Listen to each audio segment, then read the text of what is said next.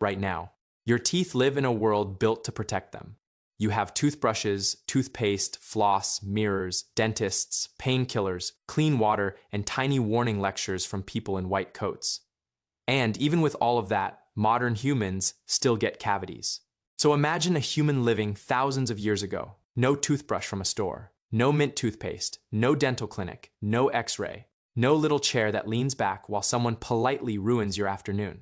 If a tooth started to hurt, there was no appointment next Tuesday. There was only the tooth, the pain, and whatever your group knew how to do. So here is the question. Did ancient humans have bad teeth? The answer is yes. And also, surprisingly, no. Because the story of human teeth is not a simple story of ancient people being dirty and modern people being clean. It is a story about food, bacteria, tools, pain, and one of the strangest twists in human history.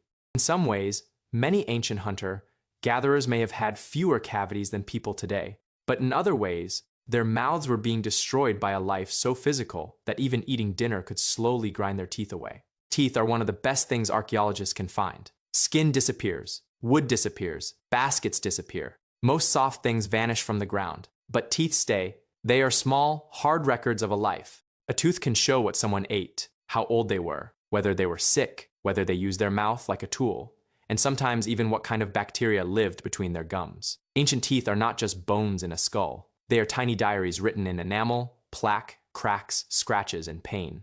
And the first thing they tell us is this: ancient mouths were busy. Before supermarkets, food did not arrive soft, clean, and wrapped in plastic. Plants could be gritty. Meat could be tough. Seeds had to be cracked. Roots had to be chewed. Dried foods could be hard as leather. And if your food was processed with stone tools, bits of stone dust could end up in it. Every bite could carry sand, ash, grit, or tiny hard particles. That meant ancient teeth often wore down. Not a little. A lot. Some ancient adults had teeth that looked almost filed flat from years of chewing. To a dentist, that sounds terrible. But here is the strange part. Heavy wear can make a mouth look ruined, while also preventing some cavities from forming deep hiding places. A tooth that is constantly being worn down does not always give sticky food as many little pits and grooves to hide in. So ancient teeth could be very worn, very scratched, and still have fewer cavities than you might expect. That is the first surprise. Bad teeth does not always mean the same thing. Modern people often think of bad teeth as black holes, cavities, sugar damage, and infected molars. Ancient people often dealt with a different kind of damage: grinding, cracking, abscesses, gum disease, and teeth worn down by work. Their teeth were not clean little museum teeth, but they were not always rotten either. For many hunter-gatherers, cavities were relatively uncommon. One big reason was diet. Cavity, causing bacteria love certain carbohydrates, especially sugars and sticky starches that cling to teeth. If you spend the whole day sipping sweet drinks, eating soft bread, snacking on processed food, and giving mouth bacteria a constant buffet, you are basically running a tiny acid factory in your mouth. Ancient hunter-gatherers usually did not eat that way. Their diets varied by place and season. They might eat meat, fish, shellfish, nuts, seeds, berries, tubers, honey when they could get it, and whatever the landscape made possible. Some of that food could still feed oral bacteria. Honey is not exactly a tooth spa. Starchy plants can matter too. But the overall pattern was often less constant, less processed, and less sticky than many modern diets. There was no candy drawer, no soda bottle, no sweet snack every hour. The mouth had fewer chances to stay acidic all day.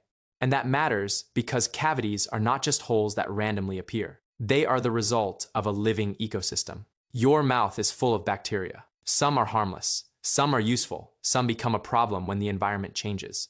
When bacteria feed on fermentable carbohydrates, they produce acids. Those acids attack tooth enamel. If that happens again and again, mineral leaves the tooth faster than it can return. Eventually, the tooth loses the argument. A cavity begins. Ancient dental plaque, the hardened stuff called calculus, can preserve traces of this ecosystem for thousands of years. Scientists can study ancient calculus and find DNA from oral bacteria, microscopic plant remains, proteins, and chemical clues. That means the crusty plaque a dentist scrapes off today is in archaeology, a treasure chest. It can tell us how human diets changed, and one of the biggest changes came with farming. When agriculture spread, human food became more predictable. That sounds wonderful, and in many ways it was. But for teeth, It was complicated. Farming often meant more cereals, more cooked grains, more porridge, more bread, like foods, and more carbohydrate-rich meals. Food could become softer and stickier. People also began living in larger, more settled communities. Their daily life changed, their bacteria changed, and their mouths changed with them. Across many archaeological records, the move toward agriculture is often linked with worse oral health, especially more cavities. This does not mean every farmer everywhere had horrible teeth. Human history is never that neat. Different crops, different cooking methods, different landscapes, and different habits all mattered. But the broad pattern is hard to ignore. As humans leaned more heavily on starchy agricultural foods, cavities became a much bigger part of the human story. And then much later, industrial food made the problem explode. Again, refined sugar and refined flour changed the mouth in ways ancient people never had to face. So if a Stone Age hunter looked at a modern snack aisle, they might not see luxury first. They might see a trap for teeth, but do not turn ancient people into perfect-jawed health influencers. They had tooth pain. They had broken teeth. They had infections. They lost teeth. They used their mouths in ways most modern people would never dare. Before clamps, scissors, bottle openers, and workbenches, the mouth was often a third hand. People could hold hides with their teeth while cutting them. They could soften fibers, grip sinew, strip plant material, crack hard foods, or pull on tough objects. That left marks. Some ancient teeth show unusual wear patterns that suggest teeth were being used as tools, not just for eating. Your dentist would probably not recommend chewing leather for a hobby. But for many ancient people, the mouth was part of the toolkit. And when a tooth cracked or an infection reached the root, the problem could become deadly. A bad tooth is not just a small local problem. Inside your jaw, infection can spread, an abscess can swell.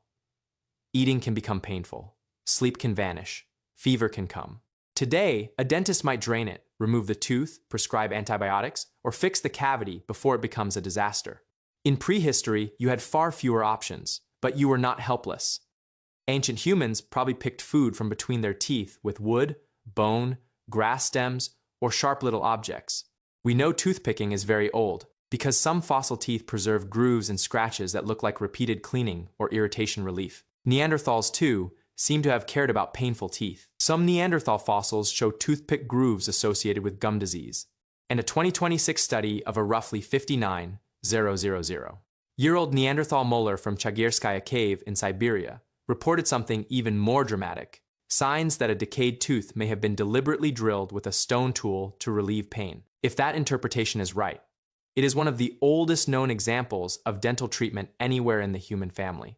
Imagine that moment. No anesthesia, no stainless steel instruments, no bright clean room, just a person with a tooth so painful that letting someone scrape or drill it with stone seemed worth trying. That is not a funny caveman joke. That is a human being desperate for relief. And maybe another human being trying to help. Still, most ancient dental care was probably ordinary and practical. Pick the tooth, rinse the mouth, chew certain plants, avoid chewing on one side, pull out a loose tooth, endure what could not be fixed. Pain was part of life, but knowledge was part of life too. People noticed what helped. They remembered. They taught each other. They did not need a modern theory of bacteria to understand that something stuck between teeth could hurt, rot, or smell. They had experience. And experience is an ancient kind of science. So what did an ancient smile look like? It depended. A young hunter. Gatherer might have had strong teeth, little decay, and a mouth shaped by tough foods. An older adult might have teeth worn low, cracked, stained, or missing. An early farmer might have more cavities because of a starch-heavy diet. A person who used their teeth for craft work might have strange grooves or chipped edges. A person who survived childhood illness or hunger might carry stress marks in the enamel. There was no single ancient mouth. There were millions of human mouths, each shaped by food, work, age, illness, culture, and luck. And that is why the simple question is so good. Did ancient humans have bad teeth? Compared with modern dental ideals, yes. Many had worn teeth, painful infections, missing teeth, and no easy way to repair serious damage. But compared with modern cavity rates, some ancient hunter-gatherers may have been doing surprisingly well. They did not have toothpaste, but they also did not have a constant stream of refined sugar. They did not have dentists, but they did have diets and habits that often gave cavity bacteria less opportunity. Modern life saved our teeth and attacked them at the same time. It gave us toothbrushes, fluoride, dentists, and antibiotics. Then it surrounded us with soft, sweet, processed food that our mouths were never built to meet all day long. That is the twist. Ancient people lacked modern dental care. Modern people need modern dental care, partly because modern food creates modern dental problems. Your bathroom sink is not just a place to brush. It is a peace treaty between your teeth and your diet. Every morning, you stand there with a plastic brush, cleaning up after a world of bread, snacks, sugar, coffee, and convenience. An ancient human might not understand the toothpaste flavor. They might not understand the mirror. They definitely would not understand dental insurance, but they would understand tooth pain. They would understand using a sharp little stick to get something out from between the teeth. They would understand chewing on one side because the other side hurts. They would understand the fear of a deep ache in the jaw. Across all the differences, that part is familiar. Teeth are personal. When they work, you ignore them. When they hurt, they become the center of the universe. Ancient humans did not have perfect teeth. They had human teeth, strong enough to survive a rough world, vulnerable enough to record every bite of it. And maybe that is the real answer. Their teeth were not simply worse than ours. They were honest. They carried the story of what humans ate, how humans worked, how humans suffered, and how humans slowly changed the world around their mouths. Today, your teeth live in a protected world. But every time you brush them, you are still fighting an ancient battle, not against dirt, against acid, time, hunger, and the tiny living world inside your own mouth.